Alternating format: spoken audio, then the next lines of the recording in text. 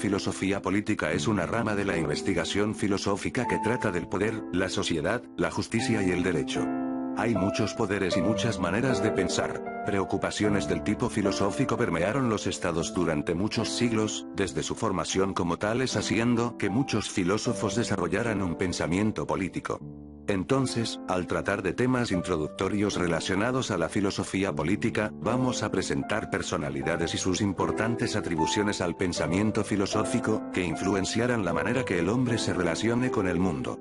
Hablaremos la historia de la ética y la relación con la filosofía política. Los comienzos. La figura de Sócrates es emblemática en la historia de la filosofía, sobre todo relacionado a la política. Con él, la filosofía empezará a reflexionar a lo que podemos llamar el poder del poder, o sea, el poder verdadero detrás de la apariencia, que es apenas inverosímil, que parece verdadero, pero no es, por tanto, es más injusto de que justo. El poder político entonces se cuestiona ya que la política es que lo establece lo que es justo o no y quien tiene el poder para tomar decisiones. Las reflexiones sobre el poder y la justicia venían sin embargo de mucho antes. Desde los comienzos de la civilización griega, la filosofía reflexionaba sobre el poder y la razón, la relación entre el poder y la justicia. Anaximandro, por ejemplo, afirmó que el principio de todos los seres es ilimitado pues de ellos venían otros seres y para donde se corrompen según la justicia y el orden del tiempo. Así los seres se corrompen según una justicia contraria al caos. Siendo la justicia es el padrón de la relación de los dioses entre sí, el tiempo y la justicia se interponen frente a los dioses. De ese modo, dioses con poderes como Zeus, representa la justicia mientras Cronos, como el señor del tiempo. Parménides a su vez afirmaba que el ser es, o el ser no lo es, o sea el ser tiene el poder para serlo o no serlo y por eso no lo es. Desde el nacimiento de la filosofía ya había reflexiones sobre la justicia y el poder. Será entonces en Atenas, en medio del esplendor político de la formación de la democracia, que el problema político y las reflexiones acerca de la naturaleza del poder se pusieron de forma más predominante.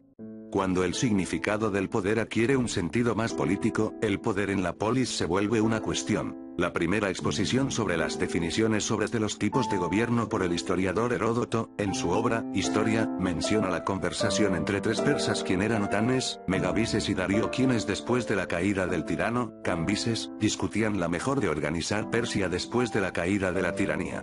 Cada uno defendiendo un tipo de gobierno diferente y critica a la otra, presentando argumentos favorables a cada una. Otanes afirmó que la monarquía, por su riqueza y envidia al monarca, se degenera en tiranía y por el mismo motivo la disputa entre los quienes desean el poder político, entonces es mejor entregar el poder al pueblo e instituir una democracia. Megabises concuerda en la crítica a la monarquía mas tiene dudas sobre la democracia, porque el pueblo es inepto e inculto, trocar la impertinencia de un tirano por una de las masas, implicaría en un mismo resultado. Defiende entonces la aristocracia, el gobierno dirigido por los mejores. Darío en cambio dice que, en su estado perfecto, todas las tres formas de gobierno son buenas, pero entre la monarquía es la mejor cuando ocupada por el mejor hombre.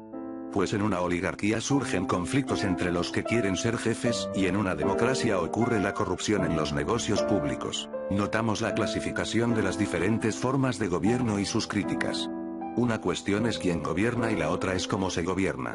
Esta conversación fue el comienzo del modelo teórico que se adoptó en la antigua Grecia. La filosofía surge con los filósofos presocráticos y con los sofistas en el contexto de ciudades, estado de la antigua Grecia. La filosofía se extiende enseguida en el contexto imperial con el imperio macedónico, con Alexandre el Grande, alumno de Aristóteles y enseguida con la república confirmada por Polibio. El filósofo romano Cícero, contemporáneo y adversario de Julio César en el siglo I, quien se autodenominó como dictador vitalicio y fue asesinado por senadores que intentaban evitar la caída de la república. Años después, su sobrino, Augusto Julio César, se coronó emperador y Roma se convirtió en un imperio poderoso. En el siglo III, el imperio romano se cristianizó y a partir de Constantino, en el siglo IV, el cristianismo se convirtió en la religión del Estado. Aún luego de la caída del Imperio Romano, el cristianismo permaneció como elemento unificador que aún pertenece hoy en día. Un nuevo problema surgió entre el poder religioso y el poder terrícola. En la Baja Edad Media, cerca de modernidad, las disputas entre Iglesia y Estado eran complejas. La Iglesia ofrecía un sostén al Estado con la teoría del origen divino del poder real.